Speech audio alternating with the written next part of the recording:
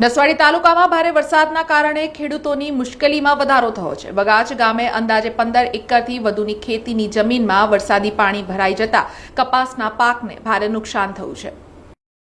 નસવાડી તાલુકામાં વગાચ ગામના ખેડૂતોએ મહેનત કરી કપાસનું વાવેતર કર્યું હતું, પરંતુ સતત વરસાદના કારણે ખેતરોમાં પાણી ભરાઈ જતા કપાસનો પાક બગડી જવાની સ્થિતિ સર્જાઈ છે, જેના કારણે ખેડૂતોને મોટું આર્થિક નુકસાન વેઠવાનો વારો આવ્યો છે। માત્ર વગાચ ગામ જ નહીં, પરંતુ નસવાડી તાલુકાના અનેક ગામોમાં ભારે વરસાદથી ખેતીના પાકને નુકસાન પહોંચ્યું હોવાનું સામે આવ્યું છે। ખેડૂતોનું કહેવું છે કે વરસાદના કારણે થયેલા પાકના નુકસાનનો તાત્કાલિક સર્વે કરવામાં આવે અને સરકાર દ્વારા યોગ્ય સહાય અને વળતર આપવામાં આવે।